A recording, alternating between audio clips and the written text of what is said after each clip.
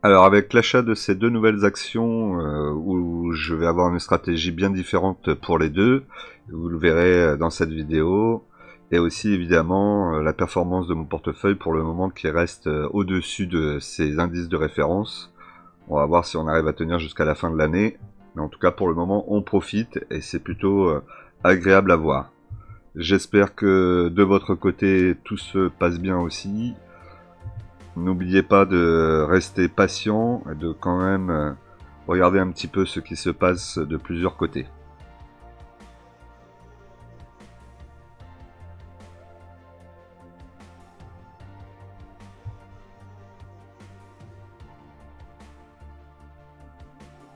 Alors bonjour à tous et bonjour à toutes, bienvenue sur la chaîne Découvrir, Investir et S'enrichir. Vous êtes sur la playlist Bourse, mon portefeuille PEA, épisode numéro 150, Investir dans les actions à dividendes. Pour cela, nous utiliserons le courtier en bourse Bourse Direct et l'enveloppe fiscale PEA. Mais avant tout ça, je vous rappelle que l'investissement en bourse peut provoquer une perte partielle ou totale de votre capital. Vous ne devez en aucun cas copier ou reproduire mes prises de position. Je ne suis pas un conseiller financier, mais un particulier qui investit en bourse à titre personnel.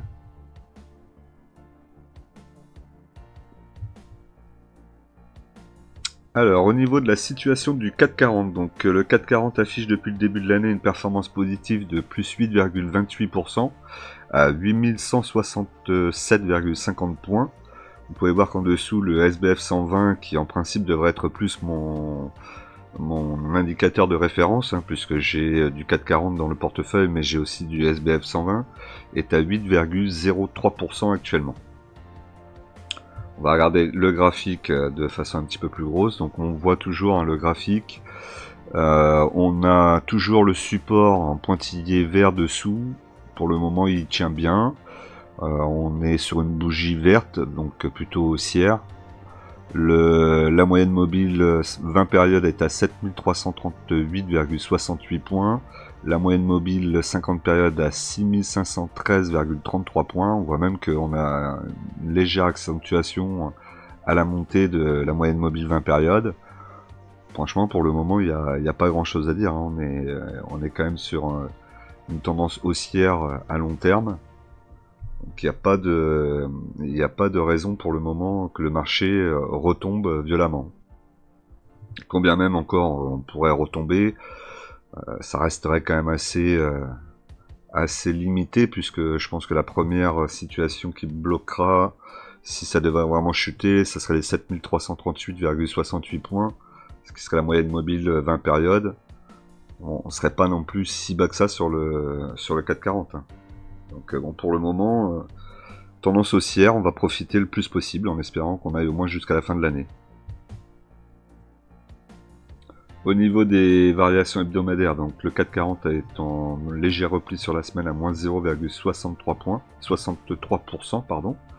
Sur les belles performances, donc on a Société Générale, Veolia, Renault, et au niveau des baisses, on a le Grand Total Énergie et Sanofi justement. Moins 5,47 d'ailleurs pour Sanofi. Et au niveau des indices, donc on a le stock 600 à plus 0,42%, donc quand même mieux que le 440, le SP500 à plus 1,54%, le Nikkei plus 1,46%, et au niveau des matières, l'or plus 2,42%, le pétrole plus 1,64%, et la paire euro-dollar plus 0,92%.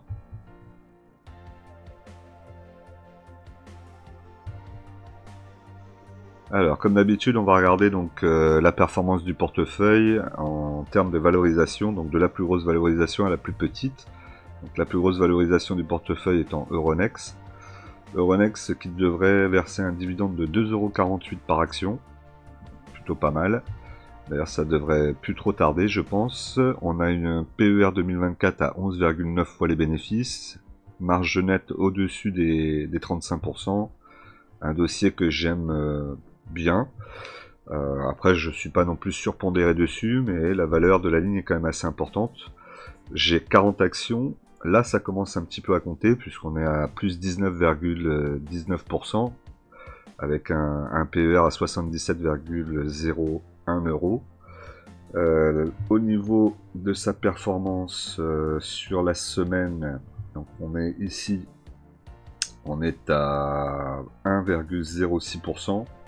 Et vous voyez au niveau de la map, là ici, vous avez quand même pas mal de verts. Donc ça c'est plutôt positif jusqu'à 5 ans. Je crois vraiment au potentiel de cette société. Je pense que dans les années à venir, de plus en plus de gens vont aller sur les marchés boursiers. Et s'ils vont de plus en plus sur les marchés boursiers, ça va forcément augmenter le chiffre d'affaires et les marges nettes d'Euronext, qui est leader sur certains marchés comme le marché français. Au niveau du graphique, donc on voit qu'on est sur la résistance en rouge. Donc là, ça a tapé dedans. On va sans doute être dans un tout petit biseau. Là, vous voyez le petit biseau qui se trouve ici.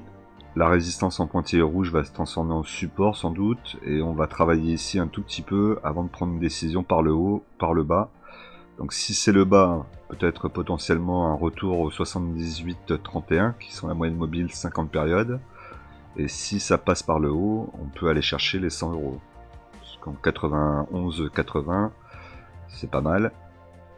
Ce qui serait bien, c'est d'avoir une moyenne mobile 20 périodes qui repasse au-dessus de la moyenne mobile 50 périodes. La moyenne mobile 20 périodes étant à 72-73.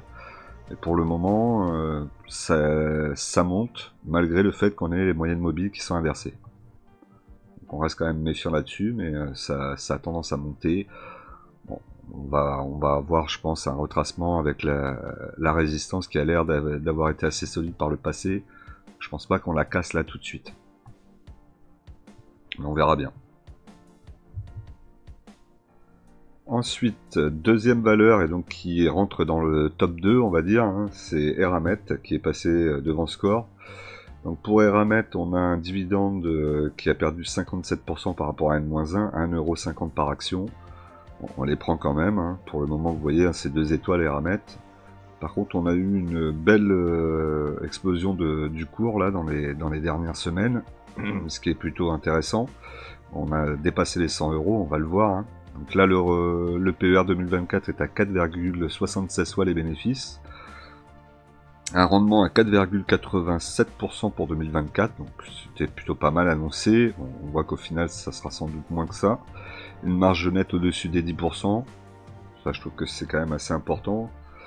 Donc aujourd'hui, j'ai 30 actions, j'ai un PRU à 61,79. Et vous voyez que là, maintenant, je suis à plus 63,94%. Donc vraiment une accélération très forte sur Eramet. Sur la semaine, on est à plus 0,57. Pardon, je suis pas sur la bonne ligne. Non, c'est sur la semaine plus 3,45%. Sur le mois, plus 25,58%. Et si on prend sur les 3 derniers mois, plus 51,69%.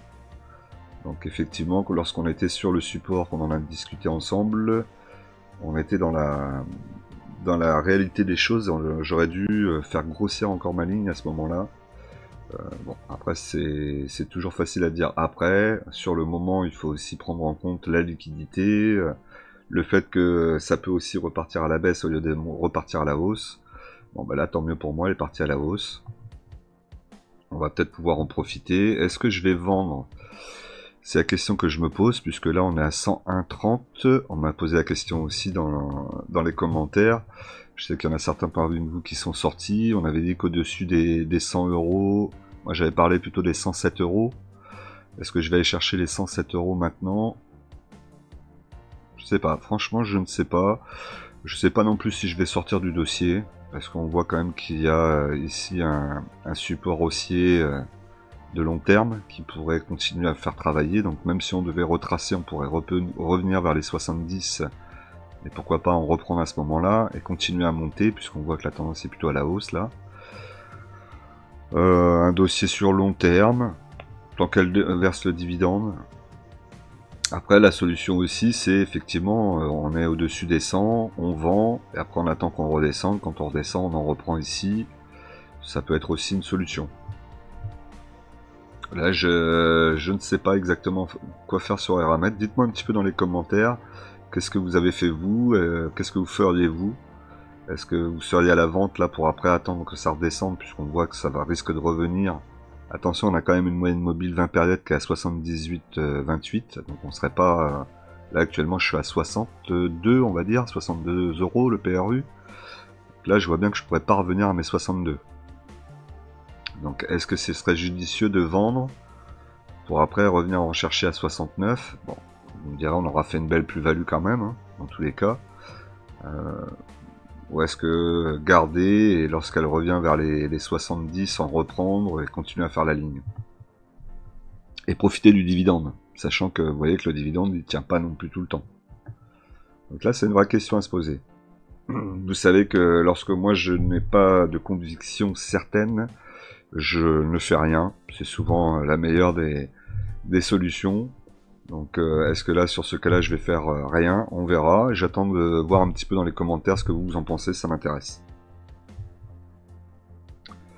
Score, donc Score qui verse un dividende en principe de 1 € aux alentours d'1,40 €. Bon, là c'est l'année dernière. Je m'attends à avoir, j'espère, au moins 180 € sur Score. Le PR 2024 est de 6,12 fois les bénéfices. Une marge nette aux alentours de 4%, donc ça c'est pas forcément le fort de cette société. J'ai 100 actions. Le PRU est à 17,42, j'ai une plus-value latente de 73,42%. Donc là sur Score, on est où? On est ici. Donc Score a fait une performance négative de moins 0,59% sur la semaine. Sur le mois, moins 0,39. Si on remontait jusqu'à 6 mois, on est à plus 8,82. Bon, et après on voit que le reste est vert sur Score, hein, pour les années, 1 an, 2 ans, 3 ans et 5 ans et 10 ans même. Donc ça c'est plutôt positif. Je sais que j'ai acheté avec un PRU très bas. Donc là je ne revendrai pas la ligne a priori, hein, tant qu'elle va verser le dividende, sauf catastrophe. La plus-value pourrait être intéressante à sortir, mais vu que c'est le dividende qui m'intéresse, là pour le coup, je reste. On n'est pas tout à fait sur le même dossier que Eramet, qui à mon avis est beaucoup plus volatile. Cherchez le mot exact. Au niveau du graphique, donc on est positionné entre une moyenne, un support en pointillé vert et la résistance en pointillé rouge.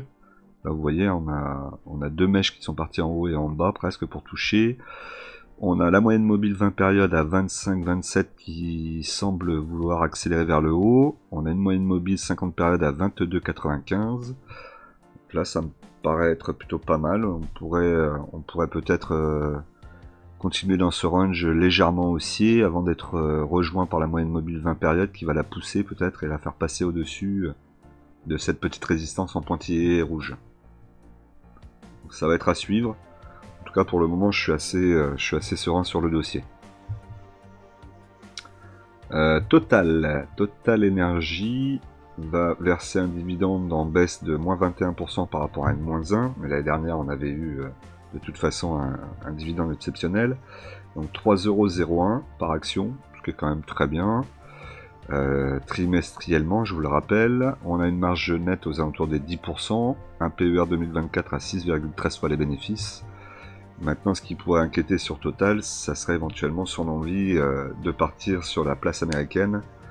Et si c'était le cas, ça pourrait éventuellement nous poser un problème en France. Après, ça reste des hypothèses, on ne sait pas exactement ce qu'ils veulent faire. Est-ce qu'ils mettent la pression à l'État aussi par rapport à ça? C'est possible. On verra bien dans la suite. Mais voilà, c'est une petite information qu'il faut garder dans le coin de sa tête. Moi, je pense qu'ils resteront quand même sur le marché français. Il n'y a pas de problème à mon avis là-dessus. Et on pourra peut-être en bénéficier si elle devait aller un petit peu s'installer sur le marché américain. S'il faut, ce serait positif pour nous. Donc pour le moment, il n'y a pas vraiment d'inquiétude. Total, donc performance sur la semaine de moins 1,94%. Sinon après on voit que c'est du vert depuis des années. Ça c'est très bien. Moi j'ai 40 unités, un PRU à 40,26 €. Plus-value latente de 66,26%. Sur Total, donc on est sur le support. On a une moyenne mobile 20 périodes qui est bien orientée à 57,39. Une moyenne mobile 50 périodes à 43,66. Donc bon, pour le moment, franchement, il n'y a pas grand chose qui peut inquiéter. On est plutôt bien positionné. Le Brent, c'est pas assez plus haut et en même temps, il est quand même relativement cher. Donc ça aide aussi l'action à continuer à pousser. Danone. Au niveau de Danone, donc on a un dividende annoncé de 2,10€ par action, plus 5% pardon, par rapport à N-1. Donc vous voyez que Danone, on est toujours plus ou moins la même chose, hein, 2,10€ par action, 2€ l'année dernière. On voit que ça évolue très lentement, voire ça reste linéaire. Mais on n'en demande pas forcément plus à ce dossier.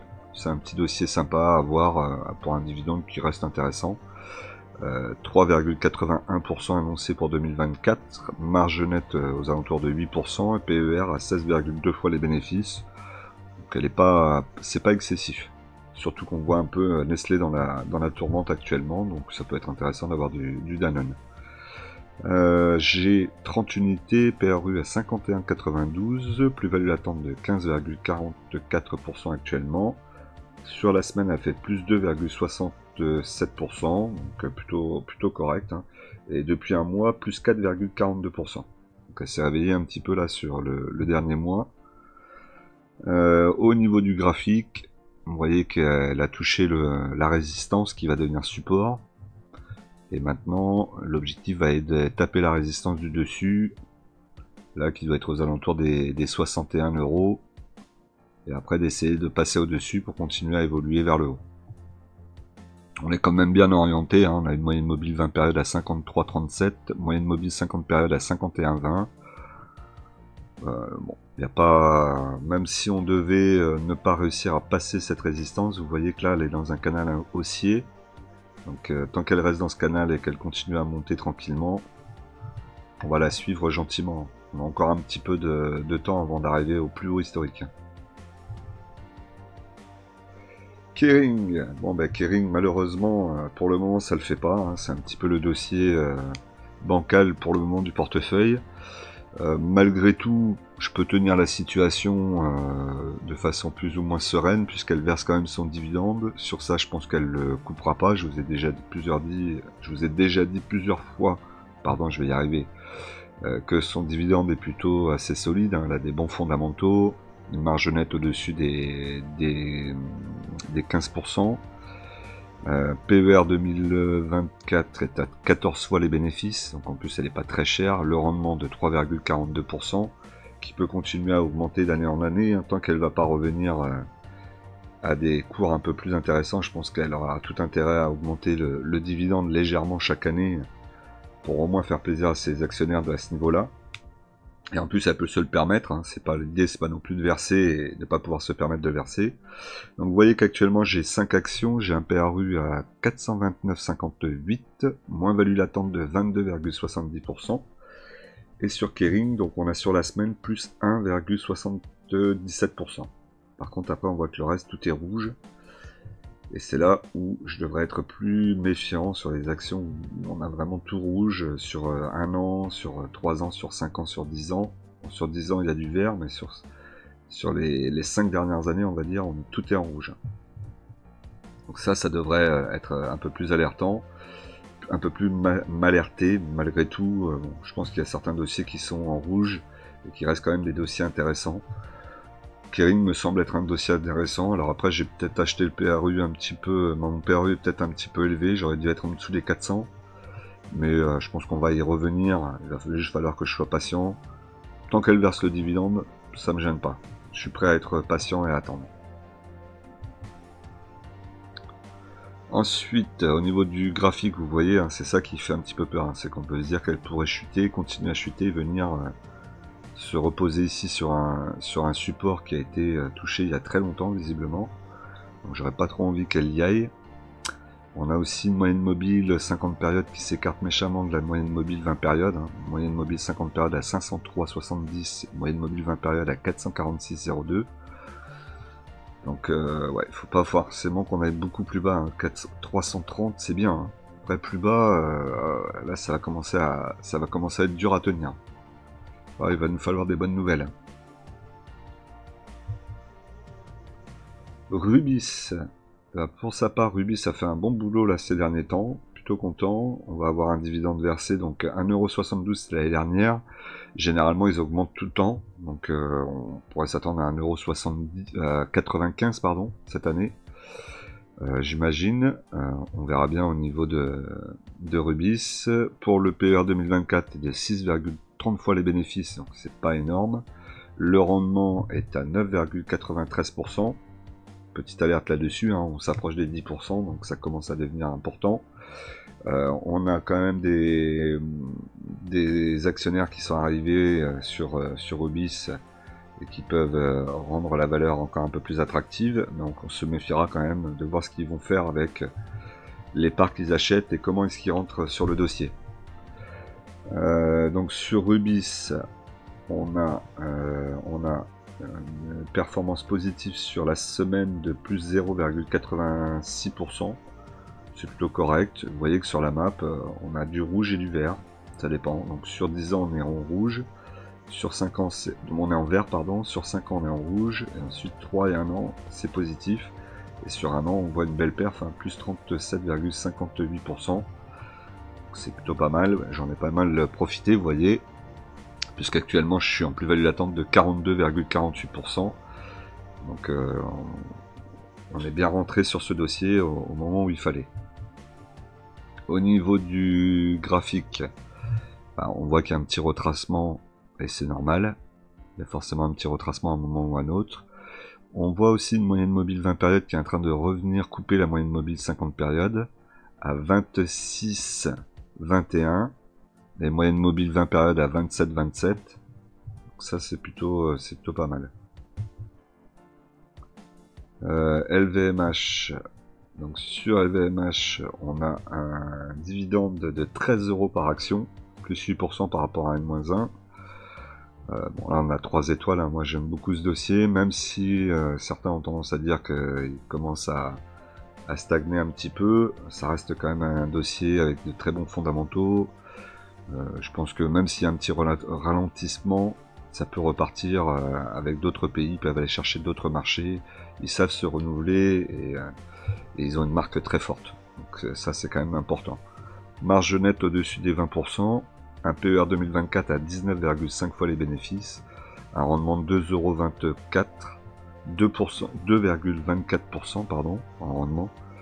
Donc c'est plutôt pas mal. J'ai deux actions, un PRU à 683,44, plus 14,60%. Et sur la semaine, plus 0,94% pour LVMH, ce qui est plutôt correct, étant donné la situation du luxe actuellement. Au niveau du graphique, on est venu donc sur la moyenne mobile 20 périodes, hein, à 762,21. Mais pour le moment, ça casse pas, ça a l'air de tenir. Et on pourrait avoir un retour éventuellement sur une moyenne mobile 50 périodes à 629,02. Même si j'ai du mal à croire qu'on y aille. Pourquoi pas, si ça revenait dans ces eaux-là, 629,02, ça pourrait être une nouvelle opportunité de construire la ligne. Donc nouvelle action en portefeuille, hein, vous l'avez sans doute vu tout à l'heure, donc c'est Pernod Ricard que j'ai rentré enfin. Je voulais être patient et puis au final je me suis dit que j'achetais pour du long terme sur Pernod Ricard, donc il n'y a pas de raison pour le moment d'attendre. Elle me semble être acheté à un bon prix. Alors je vous ai mis évidemment la diapo, j'ai pas l'année en cours, j'ai l'année dernière, donc je les ai mis pour pas avoir des diapos vides quand même, sinon ça aurait fait bizarre. On peut voir quand même que l'année dernière le dividende était de 4,70 € plus 14%, c'était plutôt pas mal. Pernod Ricard c'est 2 étoiles, hein, parce que le dividende ne croît pas de façon régulière, il peut y avoir des baisses. Malgré tout il n'y a pas de coupure de dividende depuis plus de 20 ans, donc ça c'est quelque chose que j'apprécie aussi. On voit que le PER 2024 c'est à 18,10 fois les bénéfices, ce qui est pas forcément très élevé. On a un rendement 2024 à 2,94 €, ça c'est pas mal. On sait que la société est en capacité de tenir son dividende sur long terme, et pourquoi pas de le faire augmenter un petit peu. On a une marge nette aux alentours des 20%. Ça, vous savez que marge nette au-dessus de 20%, même au-dessus de 10% sur le CAC 40, ça reste quand même, et le SBF 120, ça reste quand même toujours intéressant. Donc j'ai dit, bon ben là je vais rentrer, c'est le bon moment, je le sens bien. On n'est pas au plus bas, on a eu du 140, peut-être qu'elle retournera aux 140 euros, peut-être que j'en reprendrai une dizaine à ce moment-là.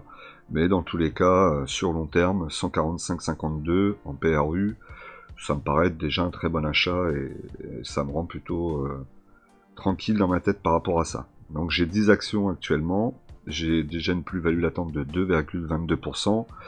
Je reste quand même serein, tranquille là-dessus, puisque je pense bien que on risque de redescendre aux 140, aux alentours des 140, 141 peut-être 142. Donc on verra bien. Si j'ai de la liquidité, je reprendrai un petit peu. En tout cas, je suis content d'être entré sur Pernod Ricard et de l'avoir en ligne maintenant. Sur la semaine, on voit plus 0,57%. On va la suivre. Par contre, si on regarde sur 1 an et 3 ans, on voit qu'on est en négatif. Sur 5 ans, c'est du positif. Sur 10 ans, plus 7,38%. Donc on a du positif et du négatif sur le dossier. C'est pour ça que acheter aux alentours des 140, 150, ça me paraît être quand même très bas sur le dossier. On est plutôt en principe plus ou moins protégé par un PRU relativement bas. Ça devrait plutôt repartir à la hausse. Surtout si maintenant ça se détend un petit peu avec la Chine. Donc j'attends de voir. Profiter du dividende. Dividende qui est versé en 2 fois. Et donc comme vous voyez là, on avait eu pendant des années une belle croissance. D'ailleurs ça continue à être en tendance haussière hein, malgré tout. Ça vient juste ici retester le support. Et après ça repart. C'est un peu l'idée que j'ai. J'espère que ça va repartir et que je vais pouvoir garder le dossier pendant pas mal d'années. Après je vais pas me précipiter pour faire ma ligne. Là je suis rentré et on va voir après ce que ça donne. Donc comme d'habitude c'est le moment, hein, si vous n'êtes pas abonné, ben, c'est le moment de vous abonner, de cliquer sur la cloche pour recevoir la dernière notification, de liker, objectif 150 likes, hein, et évidemment les commentaires, n'hésitez pas à m'en mettre, plus il y a de commentaires mieux c'est. Vous pouvez aussi rejoindre la chaîne hein, si vous le souhaitez, pour moins d'1 €, vous pouvez devenir membre de la chaîne et soutenir ma chaîne tout simplement. Vous avez la possibilité, en utilisant mon code de parrainage, pour vous inscrire sur Bourse Direct. Donc n'hésitez pas aussi à l'utiliser si vous voulez ouvrir un compte pour un PEA ou pour un compte titre. Et ensuite, la petite partie, donc là vous avez un lien qui vous permet d'aller sur la bourse aux livres que j'ai fait. Donc c'est des liens d'affiliation où je vous ai mis les livres qui me paraissent être intéressants sur la bourse. J'ai remodifié encore un petit peu parce qu'il y avait beaucoup trop de choix au final, donc j'ai réduit un petit peu. Je vous ai mis aussi le petit encadré avec tous mes liens d'affiliation pour les différentes plateformes, si vous voulez les utiliser.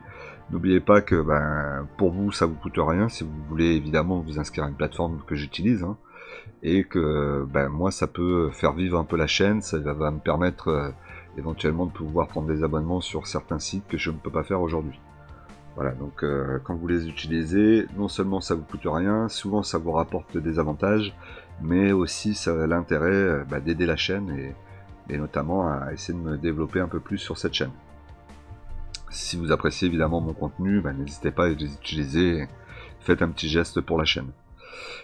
Ici vous avez les liens de réseau, donc tout ce qui est X, etc. Donc n'hésitez pas à aller voir.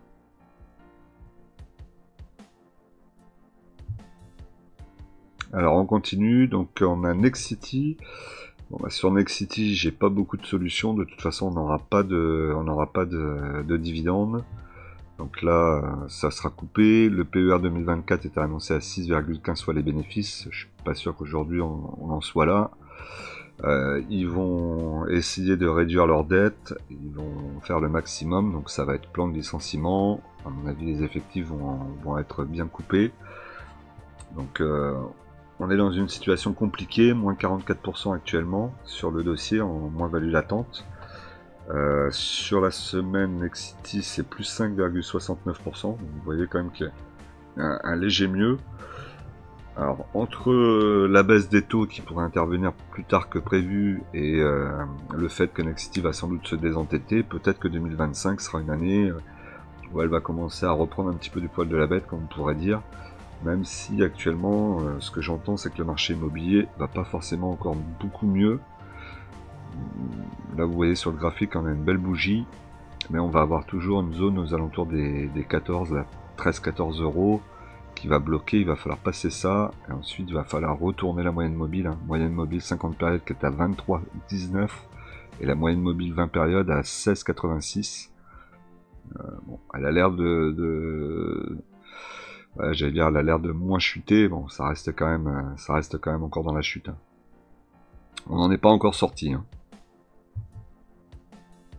Vinci. Au niveau de Vinci, j'ai peut-être loupé une occasion de rentrer sur les 110 sur Vinci. Après, vous savez, en ce moment, je suis sur un nouveau boulot. J'ai embauché dans une nouvelle entreprise. Et ça me prend beaucoup de temps. Je fais beaucoup de déplacements, donc c'est assez compliqué là de tout gérer. J'essaie de faire au mieux, mais là, Vinci, je l'ai vu. J'étais pas devant l'écran et j'avais pas de possibilité de faire des achats. Donc, sinon, je serais peut-être rentré sur les 110. Bon, maintenant, c'est passé. On verra si ça y revient. En tout cas, on a un dividende de 4,50€ par action, plus 12% par rapport à N-1, une valeur que j'apprécie. Le PER 2024 est à 12,4 fois les bénéfices, une marge nette aux alentours des 8%. J'ai 10 actions actuellement, PRU à 80,97, une plus-value latente de 42,08%. Et sur Vinci, sur la semaine, on a du plus 0,95%. Plutôt correct. Au niveau du graphique, vous voyez, elle tape la résistance. Pour le moment, elle fait que taper la résistance. Elle va sans doute revenir sur son support, là, on voit un petit peu dessous. Et le support a l'air d'être... je sais pas si on va revenir sur le support, mais bon, en tout cas, là, ça tape, ça tape. Donc c'est soit elle va continuer et elle va réussir à traverser pour aller chercher plus haut, soit elle va revenir récupérer, et si elle vient récupérer, on pourrait revenir sur les 103, 105. Là, ça serait pas mal, avant de revenir tester. Mais bon, on ne présume de rien, c'est difficile de savoir si elle va casser direct et passer au-dessus, ou si elle va redescendre un petit peu. Mais la tendance en tout cas est toujours belle. Hein. Schneider Electric, donc sur Schneider on a 3,50€ par action, plus 11% par rapport à N-1. Voilà, Schneider elle a pulvérisé tout pendant quelques mois. On a une marge nette aux alentours des 12%, un PER 2024 à 20 fois les bénéfices. J'ai 5 actions, malheureusement j'en ai trop peu. Un PRU à 149,41, plus-value latente de 53,37%. Et un objectif à long terme d'avoir un PRU aux alentours de 128,88 sur le dossier. Il va falloir que je m'accroche pour y arriver, mais bon, pourquoi pas, on va le laisser, hein, ça sera un repère. Au niveau de Schneider, on a une performance positive de plus 2,09% sur la semaine. Donc c'est plutôt bien, et vous voyez que la map est totalement verte. Hein. Là, c'est vraiment très bon dossier Schneider, rien à redire dessus. Au niveau du graphique, elle teste la résistance, elle est dans un bisio ouvert, qui ne va pas se fermer, mais au contraire qui s'ouvre. Donc elle ouvre le champ des possibles, hein, comme on peut dire. Donc là, tout est possible, elle peut continuer à monter, comme revenir se poser un peu sur le support, mais dans tous les cas, ça reste en tendance haussière. Une moyenne mobile 20 périodes à 166,86 qui est en tendance haussière aussi, et une moyenne mobile 50 périodes à 139,12. Donc tout va bien. Air Liquide, qui est un peu l'équivalent de Schneider, 3,20€ par action, plus 8% par rapport à N-1. Évidemment, on est sur du 3 étoiles. On a un PER 2024 à 21,7 fois les bénéfices. Marge nette aux alentours des 12%. J'ai 6 actions, PRU à 147,12, plus-value latente de 26,18%. Un objectif de PER à construire à 132,39. Ce sera pas simple, hein, évidemment, mais on y croit. En tout cas, il faut se donner des objectifs pour essayer d'atteindre quelque chose. Sur la semaine, moins 1,08%, et sur le mois, moins 3,38%. Sinon, le reste, c'est dans le vert. Au niveau du graphique, pareil, hein, on a un biseau là qui apparaît avec un petit support en pointillé, une petite résistance en pointillé rouge, pardon, et un support qui est lui plein. Donc on pourrait s'attendre peut-être plus facilement à ce qu'il casse la résistance plutôt que de baisser en dessous du support. Une moyenne mobile 20 périodes à 162,29, une moyenne mobile 50 périodes à 138,64. C'est très bien orienté. Là, on va aller chercher les 200 €. Hein. Si ça continue comme ça, on va y aller. Alstom. Donc Alstom fait partie des actions dont je me pose des questions. On est en train de revenir sur mon PRU. Donc là, le dividende, il n'y en aura pas. Ça, c'était l'année dernière. Donc quasi sûr qu'il n'y aura pas de dividende. Le PER 2024 était annoncé à 18,4 fois les bénéfices. Une marge nette aux alentours des 4%, mais bon, il n'y sera pas non plus. Là, j'ai 60 actions, un PRU à 19,42, une moins-value latente de 6,88%. On doit avoir en principe une augmentation de capital, donc ce qui veut dire qu'il va ça va faire rebaisser l'action de 10 ou 15% sans doute. Donc la question que je suis en train de me poser, c'est est-ce qu'il ne serait pas là judicieux de sortir du dossier la totalité de mes actions, les 60, aux alentours des 20 €, au-dessus des 20 €, histoire de faire une petite plus-value quand même, d'attendre l'augmentation de capital qui va la faire baisser de 10 ou 15%, ce qui devrait peut-être me ramener aux alentours des 15 €, 15 ou 16 €, et à ce moment-là, re-rentrer sur le dossier. Je me dis que t'as des frais aussi derrière, donc c'est pas forcément très judicieux. J'hésite, ça peut être une manœuvre pour essayer de faire rebaisser un peu le PRU, uniquement. Parce que je pourrais aussi très bien, ce qui était la première option au départ, c'est vendre la moitié de ma ligne et garder le reste. Je pourrais aussi très bien faire ça, puis après en racheter si elle rebaisse avec l'augmentation capitale. Donc j'hésite là, voire sortir complètement du dossier. Après je me dis si je sors complètement du dossier avec la plus-value, même si elle est petite, je sais pas si je vais avoir envie de revenir sur le dossier vu la galère que ça a été. Et évidemment, ça va être là où elle va commencer à faire de la performance. Même si, bon, je ne suis pas encore sûr qu'elle va faire tout de suite de la performance. Donc, beaucoup de questions sur le dossier. Je pense que lundi, ça va être déterminant. Lundi, si je vois qu'elle passe au-dessus des 20 €, il est fort possible que je sorte la totalité de la ligne pour récupérer du cash déjà. Et puis... parce que le dossier il est quand même compliqué, j'ai jamais réussi à bien m'en sortir de ce dossier, donc je me dis que c'est un peu joué peut-être avec les émotions que de garder le dossier en sachant qu'il va y avoir l'augmentation de capital après. Sur la semaine, moins 1,10%. Bon, malgré tout, on voit que sur le dernier jour, vendredi, a fait plus 3,13%. Et là, comme je vous dis, on est vraiment très proche de mon PRU, donc c'est vraiment une occasion. Vous voyez, hein, on pourrait venir là taper la moyenne mobile 20 périodes à 20,29 € avec une petite mèche, par exemple lundi matin. Donc vraiment j'hésite de mettre là à 20,10 €, même à 20,10 €, je suis prêt à sortir du dossier. Donc je pense que c'est ce que je vais faire.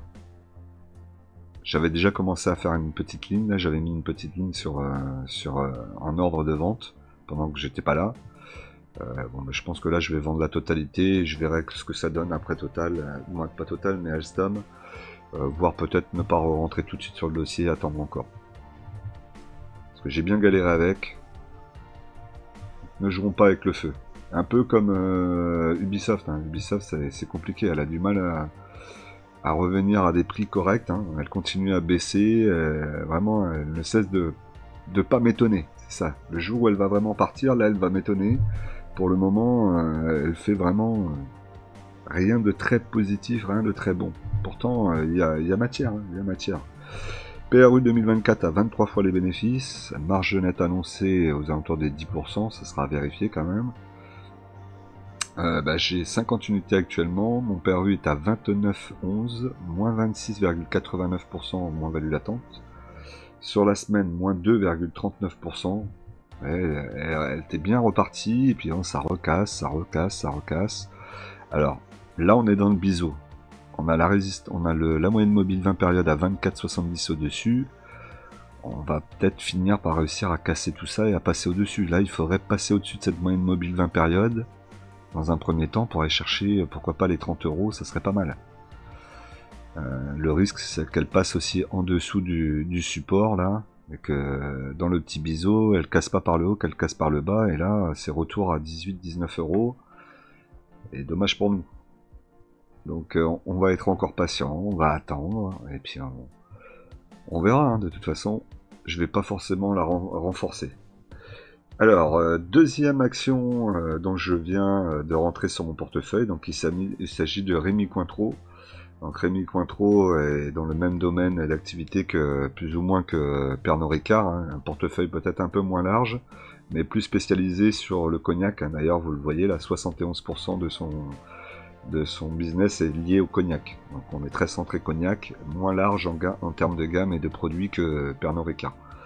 Donc Rémi Cointreau, je la prends pour presque faire du swing trading. Swing trading, je m'entends. J'ai double objectif dessus. C'est éventuellement d'avoir le dividende. Vous le verrez tout à l'heure dans le tableau, puisqu'elle verse un dividende, je crois, constant depuis aussi plus d'une vingtaine d'années. Donc là-dessus, il n'y aura pas de problème, je devrais toucher le dividende. La seule chose, c'est que j'ai déjà mis un ordre de vente. J'ai acheté 10 actions, vous allez le voir. Et l'ordre de vente, en fait, dès que ça va l'atteindre, ça va le vendre. Alors, est-ce que ça va le vendre sur l'année? Elle a pas mal de retard. On peut y revenir rapidement si tout se remet au vert rapidement, avec la Chine notamment. Et ça peut aussi mettre un peu plus de temps, et peut-être que l'ordre ne sera pas pris. Donc là, à ce niveau-là, je me dis, j'ai mis mon ordre de vente pour mes 10 actions, je vends. Si ça touche pas, c'est pas grave, dans tous les cas, j'ai le dividende. Et comme de toute façon, j'ai acheté aussi avec un PRU qui est quand même relativement bas par rapport au dossier, logiquement, je devrais quand même faire une plus-value et être tranquille avec ce dossier, même si elle ne performe pas énormément. Ouais, je sais pas si je me suis bien exprimé et que vous avez bien compris. Donc, double stratégie de revente rapide si jamais elle arrive au prix que j'ai mis sur le portefeuille, que vous verrez tout à l'heure. Et aussi une stratégie secondaire qui est de, si jamais ça n'y va pas, je peux quand même la garder, je peux être serein. Je dormirai bien aussi, puisque c'est un dossier qui est quand même des fondamentaux corrects. Le dividende, à mon avis, sera versé encore pendant quand même pas mal de temps. Donc j'ai le temps d'attendre avec ce dossier-là. C'est ce que je voulais vous dire. On n'est pas sur certains dossiers comme Alstom qui ne verse pas de dividende, qui n'est pas forcément en bonne situation. À Rémi Cointreau, on a le dividende et on sait que le dividende lui va tenir. Sur la semaine, on a du moins 2,49%. On a pas mal de rouge aussi, hein, c'est pour ça que je vous faisais la réflexion tout à l'heure. Sur 5 ans, on est en rouge. Il n'y a que sur 10 ans, on a plus 5,51%. Bon, après, encore une fois, vu le prix où on achète là actuellement, je pense que c'est quand même assez intéressant. On pourrait acheter un peu plus bas, aux alentours des 88. Mais franchement, là, j'étais assez tranquille quand j'ai acheté. J'ai dit que je sentais que c'était le bon moment. J'ai acheté en même temps que Pernod Ricard. Et je dis, bon, là, j'achète les deux, vu que je savais pas laquelle acheter. Et au final, après, j'ai fait mon choix. J'ai dit, je garde Pernod Ricard pour le long terme. Et on mettra Rémi Cointreau à la vente directement. Et on verra si elle est vendue dans l'année ou pas. Et si c'est pas vendu, on aura le dividende. Et comme ça, au moins, on est bien. Au niveau du graphique, vous voyez qu'on pourrait encore continuer à descendre un petit peu sur le support long terme. Mais je me dis que ça va pas forcément y aller. La dernière fois, c'était en 2009-2010. Il y a 14-15 ans. Là, la situation a l'air d'aller beaucoup mieux hein, avec la venue du président chinois. Je pense que ça va se détendre un petit peu avec l'Europe. Donc si ça se détend, ça devrait faire repartir au moins Rémi Cointreau vers sa résistance qui est à 120. Et étant donné que moi j'ai mis un ordre de vente un petit peu en dessous, logiquement, je pourrais ressortir. J'aime bien les logiquement, parce que logiquement, ça veut tout dire et rien dire, surtout en bourse. Mais bon, j'ai bon espoir qu'on revienne au moins aux 120 dans l'année. L'Oréal, donc au niveau de l'Oréal, on a 6,60 € par action en versement de dividendes. Évidemment, on a du 3 étoiles, hein, plus 10% sur N-1 pour le dividende. Une belle augmentation pour le moment.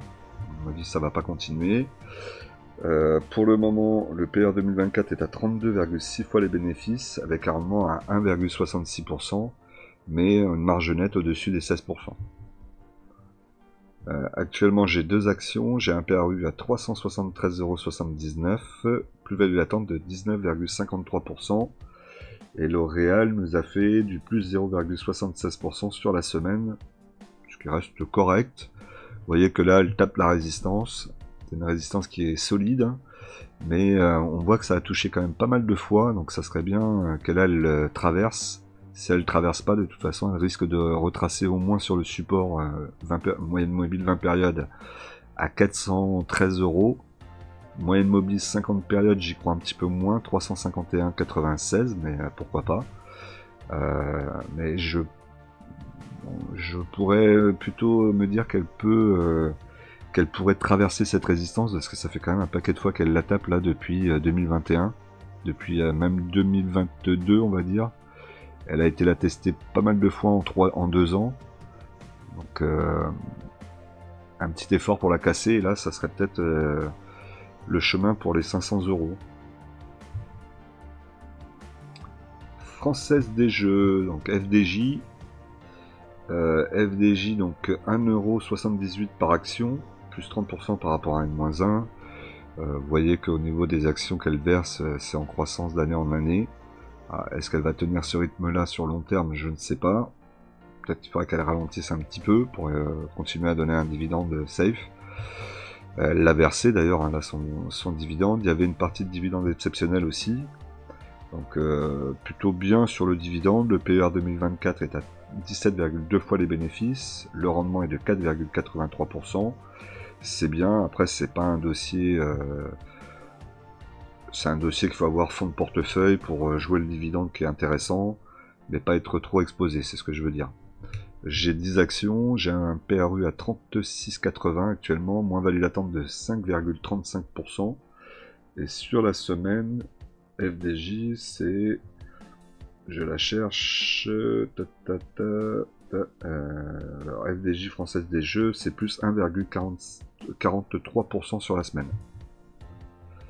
Au niveau du graphique, on est toujours plus ou moins posé sur la moyenne mobile 20 périodes à 33,53. On a une moyenne mobile 50 périodes à 32,81. L'orientation reste tranquille pour le moment. Après, on est sur une action qui est quand même jeune, hein. Elle est entrée en action 2020, oui, c'est 2020 je crois.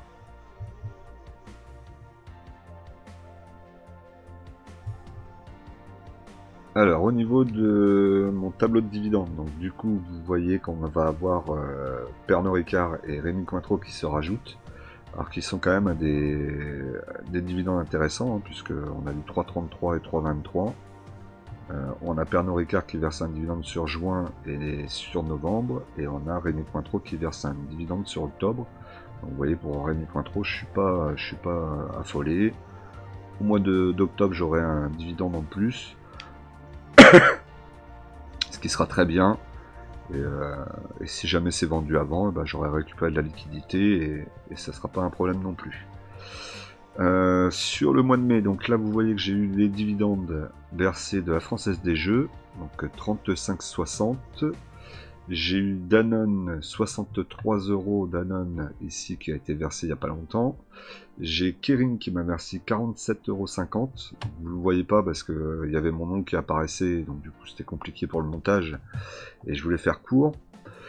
Et donc il me manque encore Eramet, il me manque Euronext, Schneider et Air Liquide qui doivent me verser encore les dividendes sur le mois de mai. Donc je pense qu'on sera sans doute aux alentours des 250, voire un petit peu au-dessus. On verra bien.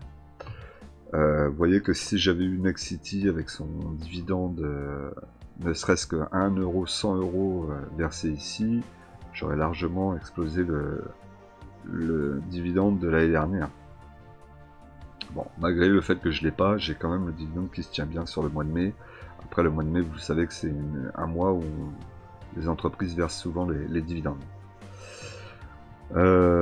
Sinon, que vous dire? Il y a ça, alors ça je ne sais pas à quoi ça correspond. RBT, GT, CTGE, 20 24 04. Alors s'il y a quelqu'un qui comprend ce que c'est, moi j'ai pas compris, et ils m'ont versé 3,89 €. Donc si c'est une action que j'ai en portefeuille, je trouve ça bizarre. Est-ce que c'est le dividende exceptionnel de la Française des Jeux? Ça serait bizarre. Pourquoi il n'y a rien qui est marqué devant? Il n'y a pas de libellé.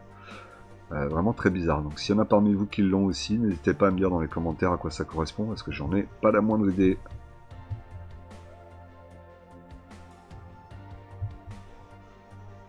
Alors au niveau du portefeuille, vous voyez qu'on continue à essayer de le diversifier. Alors j'ai toujours quand même la problématique. Ici au niveau des actions, vous voyez que dans les portefeuilles, j'ai Total qui est à 9,6% du portefeuille, et ensuite derrière ça tombe à 6,30%.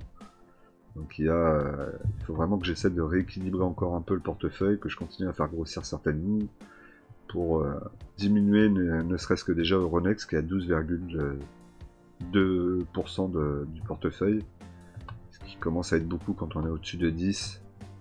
Pour bien faire, il faudrait que toutes les lignes soient en dessous des 10%, et ça serait l'idéal. C'est pas toujours évident. Par contre, au niveau de la diversification sectorielle, vous voyez que j'ai quand même pas mal de diversification, même plus que ce que je pensais, donc ça c'est plutôt, le portefeuille est plutôt bien tenu de ce niveau-là. Alors, au niveau du portefeuille, voilà 29 923,23 €. Le solde en espèces est 117,79 €. La plus-value latente est de 4227,74 €. Là, ça y est, j'ai dépassé les 4000 € de plus-value latente sur le portefeuille. C'est plutôt pas mal. Et donc, vous voyez ici, j'ai mis Alstom à la vente. Donc, j'ai mis 30 actions d'Alstom à la vente à 20,14 €. Et au final, je me demande si je vais pas mettre les 60 actions Alstom à la vente à 20,14 €. Sortir ma ligne et peut-être en reprendre si ça retombe au niveau des 15-16 € ou pas. Franchement, je commence à être un petit peu vacciné du dossier Alstom. Donc, je ne sais pas si je les remettrai, mais je pense que c'est le bon moment de sortir du dossier, de ne pas être trop gourmand. Et même si je faisais du long terme, là, elle m'a un petit peu saoulé, Alstom, faut être honnête. Rémi Cointreau. Donc Rémi Cointreau, vous voyez que j'ai mes 10 actions et j'ai mis tout de suite un ordre de vente pour l'année, donc à 118,80. On verra si ça y va, ça sortira ma ligne de Rémi Cointreau. J'aurais fait une belle plus-value dessus. Comme je vous ai dit, stratégie secondaire, si ça n'y va pas, le PRU est quand même assez bas. Et en plus, on peut jouer le dividende, donc on est serein dessus. Pas comme Alstom où là j'ai pas de dividende et l'argent dort, ou Nexity où là le dividende n'est pas versé non plus et l'argent va dormir. Vous voyez les différences.